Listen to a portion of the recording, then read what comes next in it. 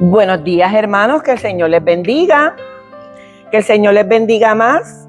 En este mes vamos a continuar, darle continuidad al proyecto de nuestra hermana Nora Martínez, que se llama Una Antorcha Encendida. Y el tema que vamos a estar cubriendo este mes es sobre la Reforma Protestante y la historia de Martín Lutero. Así que vamos a hacer, ¿verdad?, una oración para que podamos todos abrir nuestro corazón y nuestra mente y podamos tener apertura al conocimiento. Amantísimo Padre Celestial, te damos gracias, Señor Padre, por este día hermoso, Señor. Te damos las gracias por permitirnos estar aquí, por el conocimiento, por el privilegio de poder compartir esta tarea, Señor. Tú sabrás y tú todo lo conoces, Señor. Ayúdanos a comprenderlo, a sanar nuestras dudas y poder entenderlo. Amén. Bueno, pues en el contexto, ¿verdad?, histórico de lo que es la Reforma Protestante, yo quiero hacerle una pregunta. ¿Qué para ustedes significa reforma? Cambio. Y hay diferentes escenarios donde se dan reforma. Más o menos, ¿en qué contexto hay reforma? Laborales, hacienda, social, político. Ahora mismo Trump nos tiene una reforma, vamos ahí, todo el tiempo. Y a nivel personal, ¿verdad? A veces usamos que estamos como en construcción o que estamos en situaciones que a veces no entendemos. Pues nosotros mismos, aunque no nos damos cuenta, estamos en reforma. Porque como eso es cambio, hasta la naturaleza, ¿verdad?, tiene ese proceso de cambio. Pero a nivel religioso, también nosotros a través de nuestra historia hemos sufrido muchos cambios significativos, que son los que nos han hecho estar hoy en este contexto. Pero vamos a entrar un poquito en lo que es un cambio de la reforma social y político. Es un cambio de leyes, instituciones o estructura de un país para mejorar la vida de la gente. Siempre que hay un cambio, aunque hay una resistencia, cuando lo vemos, a lo mejor no lo vemos inmediatamente y nos resistimos, pero vemos que siempre va dirigido a mejorar algo. En el plano material, ¿verdad?, se llaman arreglos, cambios físicos, breves conexiones, así como la reforma de instituciones, pensamientos, estructuras. Todo es cambio. Ahora mismo, ¿verdad?, no sé si saben, están reformando la fortaleza. La mitad del ala la rompieron. Y yo no sé por qué, pero cuando yo vi el video hice, ¡ay! ¿Cómo es posible que estén rompiendo? A lo mejor hay goteras, se está filtrando, qué sé yo. Pero en ese nivel también hay cambios que nos resistimos. Es como si de momento fuéramos al río San Juan y le estuvieran quitando una muralla al morro.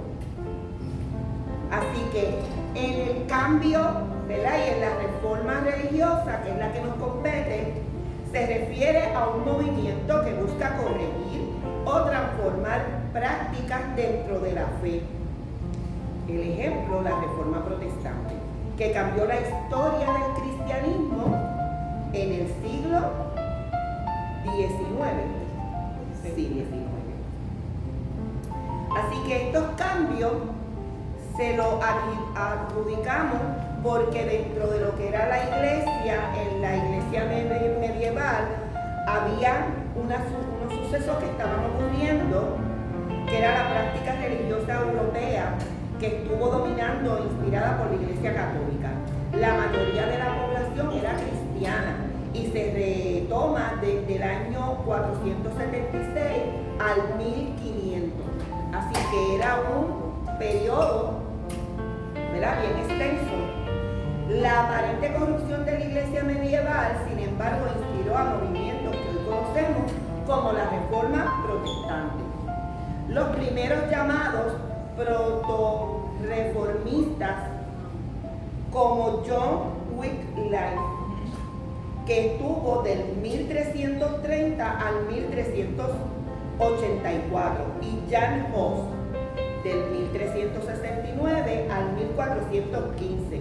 Esto quiere decir que para nosotros llegar a hoy hubo personas que lo intentaron, que se dieron cuenta que había cosas, ¿verdad?, que perjudicaban, que no estaban correctas o que la gente no estaba de acuerdo, ¿verdad?, de cómo se llevaban a cabo otras cosas. Antes de la Reforma Protestante, la Iglesia Católica Romana era la institución religiosa más poderosa en Europa. Su influencia se extendía a todos los aspectos de la vida: política, educación, economía y cultura. Sin embargo, atravesaba una profunda crisis espiritual y moral que preparó el terreno para que el cambio que vendría con Martín Lutero se pudiera, ¿verdad?, hacer. Y eso no quiere decir que Martín Lutero dijo, pues vamos a reformar, y pasó, ¿verdad?, mucho tiempo para que eso se pudiera considerar. Una de las cosas que pasaban antes era que el Papa tenía autoridad suprema, la Iglesia y en muchos casos sobre los reyes y gobernantes. La Iglesia controlaba gran parte de la tierra y riquezas de Europa. El poder religioso y político estaban entrelazados con la Iglesia y ella influía en las decisiones del Estado. Muchos líderes eclesiásticos vivían en el lujo y olvidaban la vida del servicio que predicaban. Por eso vemos que había una división. Así que de alguna manera la iglesia en ese tiempo se tornó elitista. Estábamos acá y posiblemente, ¿verdad?, otra gente que no alcanzaba a tener la misma parte económica o el estatus, pues ni vestía, ni comía, ni se relacionaba de la misma manera. Que lo que había eran dos cosas como tan pobres y ricos, campesinos, y la iglesia era la que mandaba, punto y se acabó, y yo quiero esa tierra, pues les dice la tomaba. Y era el poder absoluto. Exacto. Y podía ser esa persona cristiana, ¿verdad?, pero si era pobre y yo quiero este espacio, te sale que voy yo. ¿Diferente ahora? Bueno, lo que pasa es que ahora pues los pobres tenemos resistencia, ¿verdad? Muchos líderes eclesiásticos vivían en el lujo y olvidaban la vida del servicio. ¿Qué predicaban? Se vendían cargos dentro de la iglesia. Mira, perdóname, mira, eso que estaba hablando Adi, ahora mismo la compañía Lanco de pintura, está en San Lorenzo.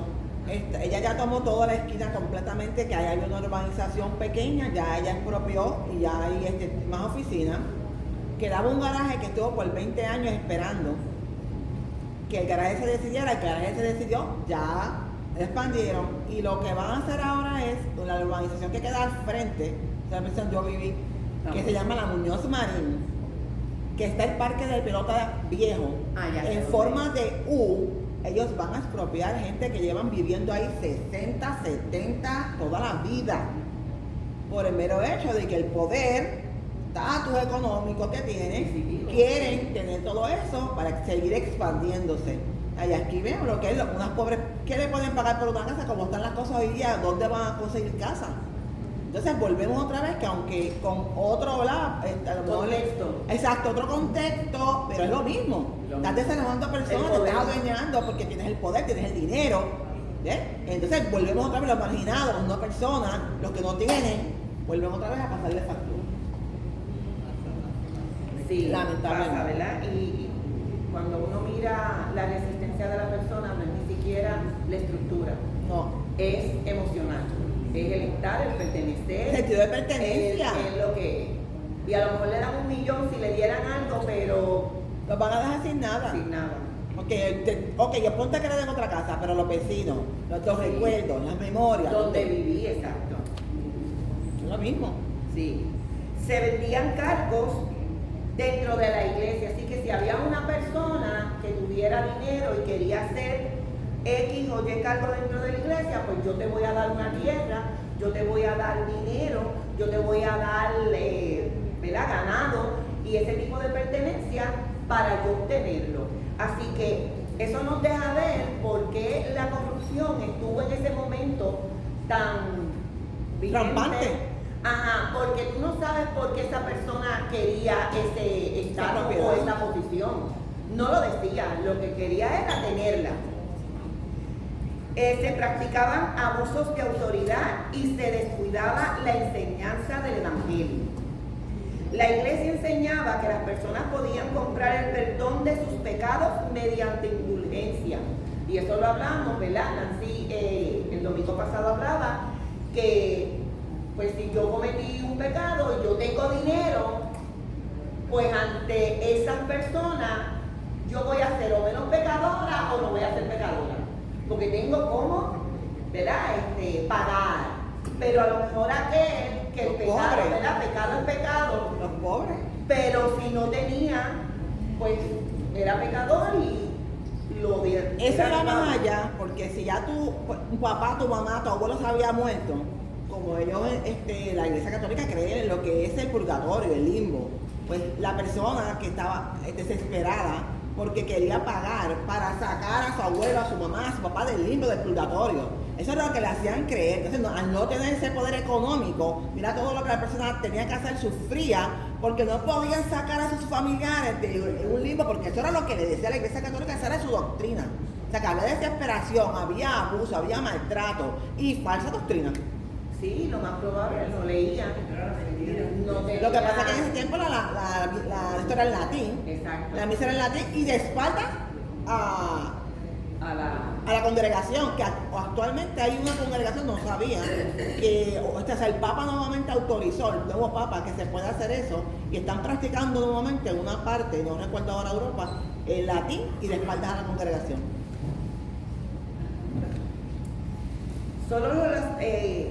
La Biblia solo estaba disponible en latín, como estamos hablando, idioma que el pueblo común no entendía. Era para los clérigos. Era para aquellas personas privilegiadas. Había otras personas que aunque tenían fe y creían, el conocimiento era de lo que escuchaban, porque ellos no podían ni estudiar, ni podían ver. Ni tenerla, ni leerla, ni leerla, ni hacer nada. Solo los sacerdotes podían leer e interpretar las escrituras.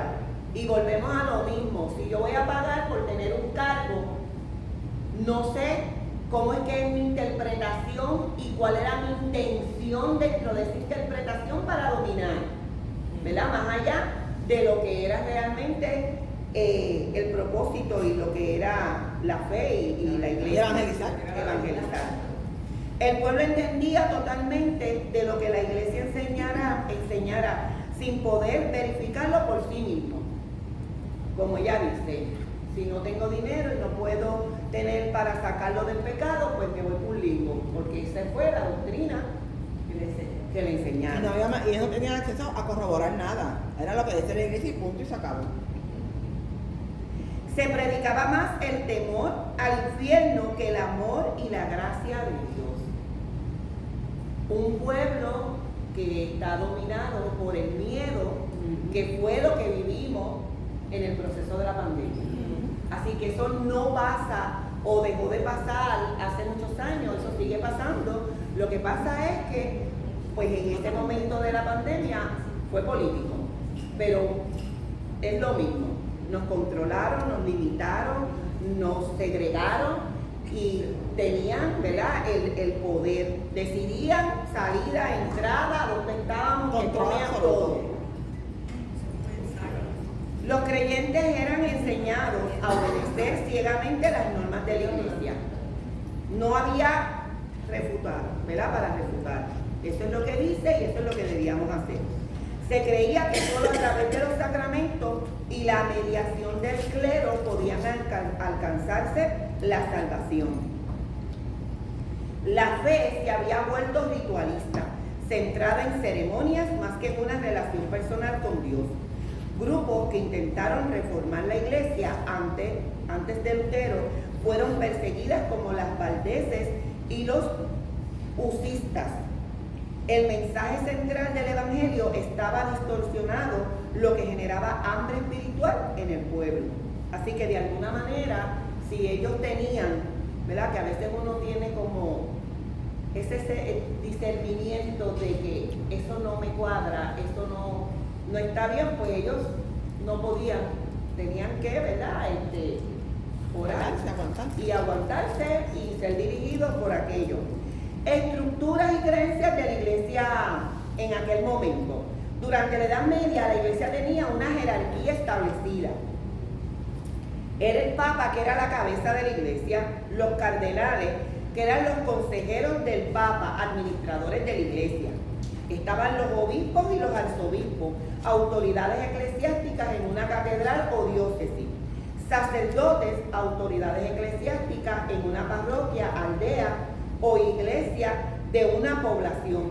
Y órdenes monásticas religiosas en monasterios supervisados por un abad o abadacea. La iglesia mantenía la creencia de que Jesucristo era el único hijo engendrado del único y verdadero Dios revelado en las escrituras hebreas, y que esta obra que se convertiría en el Antiguo Testamento cristiano. Profetizaban la venida de Cristo, la fecha de creación de la tierra y la historia de la humanidad estaban reveladas a lo largo de las escrituras, que constituyeron la Biblia cristiana, considerada la palabra de Dios y el libro más antiguo del mundo, que se entendía como una guía de vida según la voluntad divina para conseguir la vida eterna en el cielo tras la muerte. Y entonces llegó, esto es en vivo, déjenme buscar aquí ok, se me traspapeló la.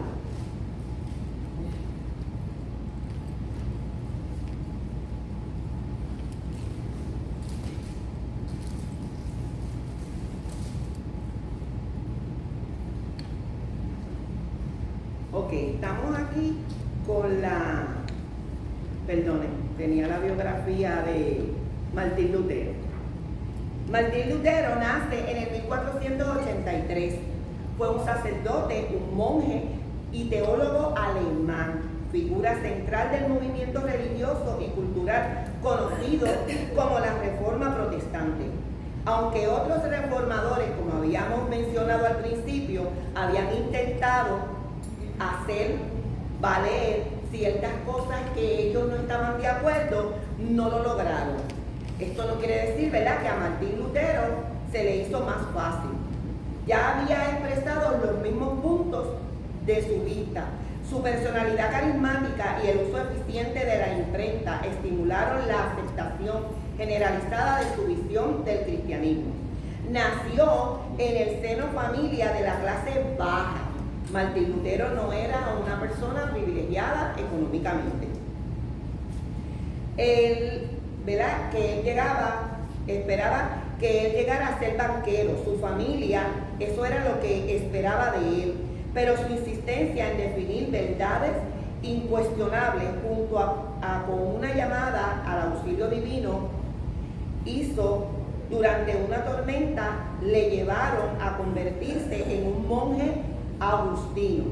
Era un devoto, aunque inconformista, sacerdote de la Iglesia Católica en Wittenberg, Alemania, hasta que su indignación por la política de la Iglesia, especialmente por la venta de indulgencia, le llevó a cuestionar la autoridad de la Iglesia. Así que él... Hay que tener babilla para hacer lo que dice, porque estamos hablando de una entidad poderosa, no había separación entre Iglesia y Estado. Y él decide que a la Iglesia, mira, tú estás mal, y yo voy en la catedral, porque no había tablón de dicto eran las catedrales, y yo voy a poner lo que está mal, punto por punto. Hay que tener valentía de verdad. O sea, él rompió con una estructura que estaba establecida, con el poder máximo absoluto de la época. Lutero tuvo dificultades en sus estudios y abandonó la carrera de Derecho. Así que su familia quería que él estudiara otra cosa que no se involucrara, ¿verdad?, en la iglesia. Así que abandona la carrera que finalmente consideró sin sentido. Lutero era el mayor de varios hermanos y su padre pensó que al tener una buena educación podía llegar a ser abogado y ascender en la jerarquía social a una posición más acomodada. ¿Verdad? Si ellos están en clase media, pues él podría hacer que nosotros tuviéramos otro estatus. Pero Lutero estudió primero en Magdeburgo y en Eisenach antes de entrar a la Universidad de Erfurt en el 1501 con 17 años. Así que en adición a que era intrépido, era decidido a esa edad, quiere decir que él tenía una inteligencia bastante superior, ¿verdad?, al resto. Según sus escritos posteriores, Lutero tuvo dificultades en sus estudios y abandonó la carrera de Derecho, que finalmente consideró que no era para nada. Su búsqueda de significado de la vida, algo concreto e invariable, le condujo a la filosofía, aunque tampoco la encontró satisfactoria porque sintió que se basaba en la razón e interpretación humanas de circunstancias cambiantes en las que no podía confiar, porque el razonamiento intelectual fallaba, ya que forzosamente los seres humanos estaban a merced de interpretaciones subjetivas de sus experiencias. Creía en Dios como la verdad última, pero no tenía idea de cómo alcanzar una comunicación significativa o duradera. Había crecido en el temor de Dios como un juez estricto e implacable y no había podido concebir otra imagen de la divinidad. Quiere decir que a menos que yo no tenga dinero, yo no podía asegurar mi relación con Dios que fuera extensa. Si yo daba algo, pues era en ese momento. Después de ahí, pues tenía que volver. Claro, porque hacer atraer constantemente, adquirir el dinero. O sea, Sí. cada vez que quiero Así algo, que si yo pago, tenía pago. 10 chavos, pues eran 2 minutos. Y eso, ¿verdad? Y lo digo porque no sabía en el contexto a qué se referían ellos de que era según lo que daban. O sea, la relación con Dios es eterna y la tenemos y la cultivamos y va a depender de nosotros mismos, ¿verdad? Y de nuestro corazón. En julio de 1505, mientras Lutero volvía por la carretera hacia la universidad, estalló una tormenta y un rayo impactó a un árbol cercano. Asustado, gritó: Santa Ana, ayúdame, me haré monje. Lo consideró, juramentó y solemne, y al llegar a la universidad vendió sus libros y abandonó. Yo imagino que el susto de sobrevivir un rayo. Sí, aquí hubo gente que le cayó un rayo en la playa, no sé si tuvieron, ¿verdad?, la misma reacción, pero él decidió juramentar. Después de ese suceso, hay una crisis espiritual de Lutero, que se tomó tan en serio su juramento a Santa Ana porque tenía terror a la muerte y atribuyó a la santa su salvación, que aquel día de la tormenta su miedo a la muerte provenía directamente de su creencia en Dios como un ser divino, todopoderoso y omnisciente, que veía en el interior de los corazones humanos y les castigaba por sus fallos. Al reconocerse como un ser humano con muchos fallos, Lutero no veía la forma de obtener el perdón divino y la vida eterna en cielo, y solo imaginaba los tormentos eternos del infierno. Así que esa era la doctrina. Aunque él era letrado, eso era lo que perpetuaba en esa época. Él tenía miedo porque no podía alcanzar, ¿verdad?, esa divinidad de tener esa relación con el Señor, aunque él lo reconocía. Él reconocía que él era, ¿verdad?, el Dios omnisciente. Lutero se quejaba de sus dificultades con su mentor, Johann von Staupitz, quizás con la esperanza de ser liberado de la orden, pero por el contrario, lo intentó a obtener el doctorado y conseguir su cátedra de Biblia en la Universidad de Wittenberg.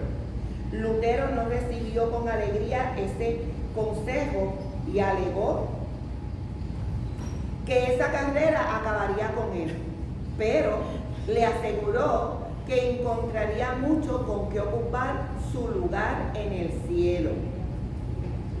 Lutero recibe su doctorado en el 1512, logró el puesto, pasó a ser miembro de la facultad universitaria y en el 1513 tuvo una revelación relativa a la naturaleza de Dios mientras leía la epístola de San Pablo a los romanos, el fragmento del pasaje de Romanos 1:17. Alguien búsquelo. Romanos 1, versículo 17.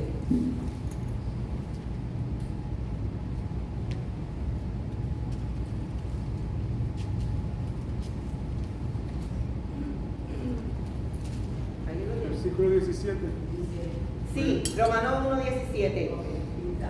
Ajá. Porque en el Evangelio la justicia de Dios se revela por fe para que, como está escrito, mas el justo por la fe vive. Fíjate que ese fue el mismo texto que Juan Wesley, a Juan Wesley le cambió la vida en su predicación, el mismo. El justo vivirá por la fe. En Aldersgate, exacto. Muy adentro. Así que esta experiencia también dejó impresa en Lutero la primacia de la escritura sobre la enseñanza de la iglesia, que había sido incapaz de ofrecerle nada significativo para superar sus dificultades espirituales, mientras que el pasaje bíblico le abrió el camino para una comunión completa con la divinidad. Así que aquí menciona, ¿verdad?, que él el encuentro o el proceso del rayo de la experiencia y después cuando está leyendo, así que cuando abremos la Biblia hay versículos que los podemos leer muchas veces o simplemente nunca y lo vemos en ese momento y puede cambiarnos, ¿verdad?, nuestro pensamiento, nuestro corazón y hasta dónde vamos. Así que no subestimemos, ¿verdad?, el espacio. Yo antes de estar en la iglesia a veces cogía la Biblia y decía, la voy a leer donde habla. Yo no sé si hay gente que ha hecho eso, pero yo hacía eso y a veces una vez me salió la genealogía, el hijo y yo decía, ¿en serio? Eso no me gusta. Porque no, ¿verdad? Eso para entenderlo hay que tener el contexto y abrirlo en un espacio, pues no es lo mismo. Pero qué bueno que no era la única que hacía eso. Una vez entendida la naturaleza de lo que pasó, las preguntas de Lutero continuaban. Se hicieron más urgentes en el 1516, cuando el arzobispo de Maguncia, Alberto de Brandeburgo, pidió permiso al Papa León X para vender en su región indulgencias. En aquel momento Alberto estaba fuertemente endeudado y acordó dividir el dinero de las indulgencias con León, que lo necesitaba para la reconstrucción de la Basílica de San Pedro en Roma. León X envió al fraile dominico John Tesser a la región y en el 1516 Lutero, que desconocía el pacto al que había llegado el arzobispo y el papa, protestó escribiendo su cuestionamiento al poder y eficacia de las indulgencias, conocido más tarde como sus 95 tesis. Quiere decir que la mayoría de estos templos ostentosos vienen a formar parte de indulgencia. Así que no sé si pensar que entre más ostentosos, más pecados eran y más pagaron, pero Es que esa era la costumbre, la corrupción estaba a esa magnitud, inclusive, aparte de las conquistas, lo que tú encuentras en Roma, en el Vaticano, es oro macizo. O sea, no es que macizo, punto. Eso se derritió y se adornó y se impregnó ahí, se construyó todo con oro macizo. Así que imagínate todo cómo estaba la corrupción. Y también ver la necesidad de la gente, Sin porque importar. también esa necesidad de esa búsqueda que la llenaban de una manera errónea, y lo triste del caso que estamos hablando de esa época, pero todavía eso se practica. claro. Lo que pasa es que ahora pues está todo envuelto. Aquí se separaba la iglesia, se separaba la política, pero aquí está todo en un solo. Y era un mandato absoluto, o sea, ¿quién se iba a atrever? O sea, que lo que él estaba haciendo, pues, era fuerte para esa época. Las 97 tesis de 95. Lutero, 95, perdón. Ajá. Sobre Lutero, el tema de la teología escolástica se habían publicado solo un mes antes de sus 95 tesis. Estas últimas, enfocadas en la venta de indulgencias plenarias, ambos escritos, estaban hechos para invitar a la discusión sobre el tema. Martín Lutero, del 1483 al 1546, se opuso a la teología escolástica por el motivo de que no podían revelar la verdad de Dios y denunció como antibíblicas y avariciosas las indulgencias, escritos vendidos para cortar la estancia de uno mismo. Por amor a la verdad y el deseo de sacarlas a la luz, se discutían las siguientes proporciones de Wittenberg bajo la presidencia del reverendo padre Martín Lutero, maestro en arte y en teología sagrada.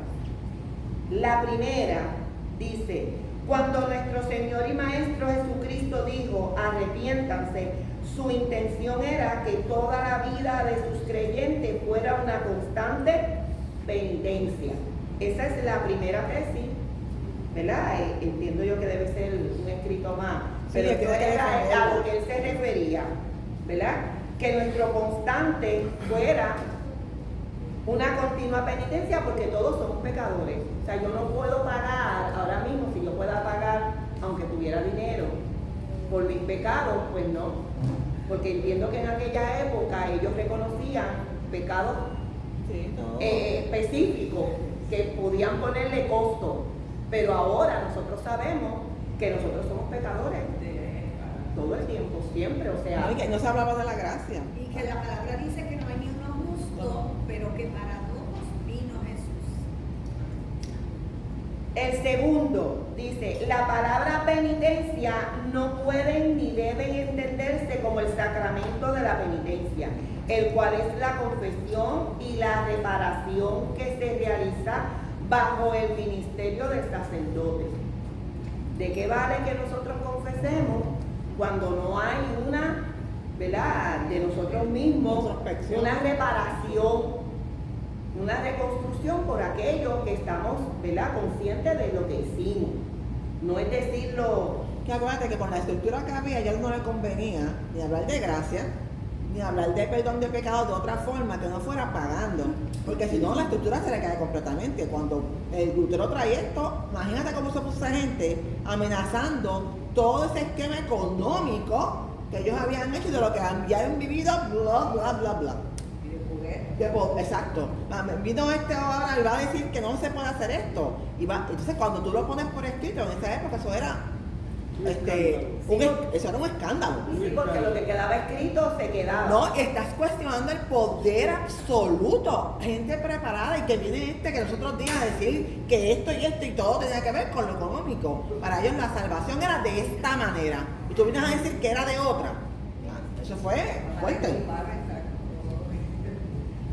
Yo me imagino, bueno. La tercera dice: él no solo piensa en la penitencia interna. De hecho, la penitencia interna es útil a menos que se produzca la aflicción externa de la carne. Si no hay una reflexión de que vale, ¿verdad?, en el hecho de nosotros confesar nuestros pecados, es poderlos reconocer y poder aprender de eso, ¿verdad?, que estamos Tiene que ser interior y exterior. No puede hacer de exterior nada más. Exacto. El cuarto se refiere a que la penitencia del pecado continúa mientras persiste el odio a uno mismo, lo que significa que la penitencia interna continúa hasta que uno entre en el reino de los cielos. Yo cuando estaba buscando en este espacio de la penitencia, ellos se autoflagelaban. Eso es Así que había como un látigo. muchos, ¿verdad?, que aunque tuvieran la confesión y aunque tuvieran un sueldo de ellos volvían y se castigaban y eran unos castigos, ¿verdad? Que era fuerte, no era... No, se abría la carne para Sí, ellos. con eso látigos se se cortaba, abrían. se abrían la carne. De rodillas. De rodillas en guayos, en clavos, en algo caliente, pero ellos entendían que el cuerpo había que castigarlo para que no pecara más. Para ese pecado se echaba afuera. Pero era constantemente, unos y otra vez, así era como ellos entendían que Dios estaba en ellos. Y que estaban siendo obedientes. Tristemente todavía, principalmente, dicen así ya aquí en Puerto Rico, pero en México se ve la gente subiendo Sí, las escaleras. de rodillas, eso es así. Y eso es bien impresionante, como tú ves, porque son muchos escalones, es empinado, y la gente lo hacía escalón por escalón, pensando en alcanzar, ¿verdad?, la salvación. Y ahora la doctrina errónea completamente. Y ahora mismo hay movimientos, ¿verdad? Que eso no se queda. Aquí hay movimientos que hacen ese tipo de... Hay un movimiento que va por debajo de, o sea, que no se pone mucho, en un tiempo se llama Momentum. Y este movimiento, la gente iba como pensando que era un retiro, hermano. Y las experiencias fueron bien, por lo menos para mí me sacudieron y me impactaron de la gente que fueron, la gente cristiana esperando otra cosa, porque la manera que te lo promueven, pues tú dices, vean, una experiencia, pero cuando fueron, hubo uno que se fue a mitad de retiro, la experiencia es de que tú no sirves, de que tú eres un pecado, eres hecho pecador, que para que tú salgas de eso tienes que vomitar el pecado y te impulsan a hacer eso allí en medio de todo el mundo. ¿Entiendes? Entonces, yo me quedé bien impactada porque la gente va creyendo que es de mala manera, o sea, para que tú veas lo importante que son el concepto nuestro y lo que es la gracia, que somos salvos por gracia en favor inmerecido, que no es haciendo nada de eso, ni vomitando nada de eso, ¿ok? Por eso los principios religiosos y los artículos de Dios son tan importantes que nosotros los conozcamos para que no venga nadie a decirnos de esta manera. Porque si tú estás claro en lo que hemos creído, ¿verdad? En una teología sana, una sana doctrina, tú no, vamos a pararte un momentito. No es así como tú dices, porque la palabra dice tal cosa, porque el artículo de Dios dice tal cosa, porque los principios sociales de la iglesia dicen tal cosa. Pero hubo gente que tienes que pagar un dineral, porque el retiro vale caro, estar allí 3 días y es como si estuvieras preso esos 3 días. Y la gente, las experiencias fueron experiencias bien negativas y los marcaron. O sea, que eso todavía, lo que pasa está solapadamente, pero hay que tener cuidado con esas promociones y con todo eso, hay que tener mucho cuidado, porque si todavía eso se da.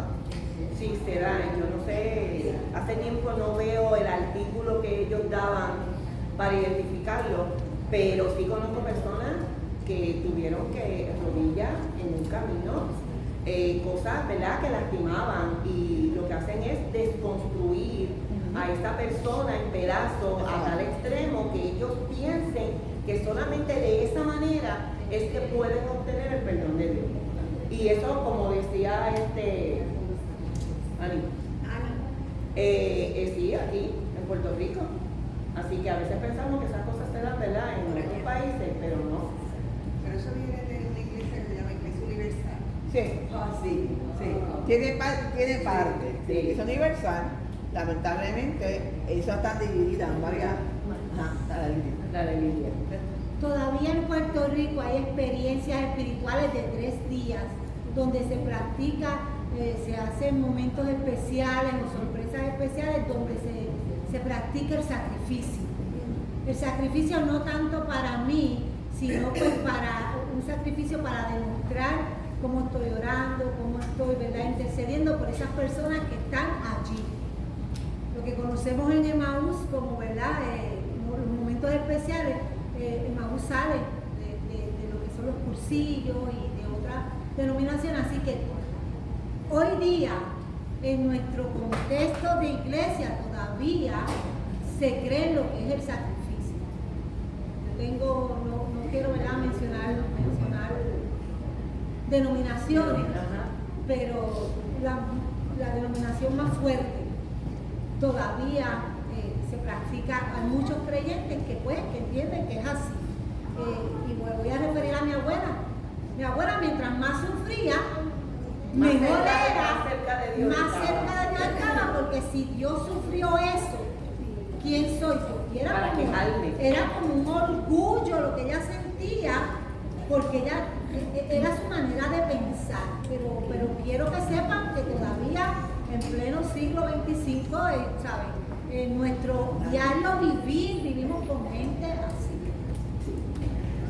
Y Por la eso es tan redes importante, no ayuda, pero por eso es importante que a veces dicen que otra vez lo están diciendo, ay, que muchos lo repiten, pero aunque para nosotros, en nuestro contexto de iglesia, es natural hablar de lo que es gracia, el sacrificio de Cristo por nosotros, lo que significa la cruz, pero hay que tener cuidado, porque aún dentro de la iglesia totalmente que no sea significado y que la salvación no se compra, que la salvación no tiene que ser penitencia, que solamente tienes que confesar a Cristo como tu salvador personal.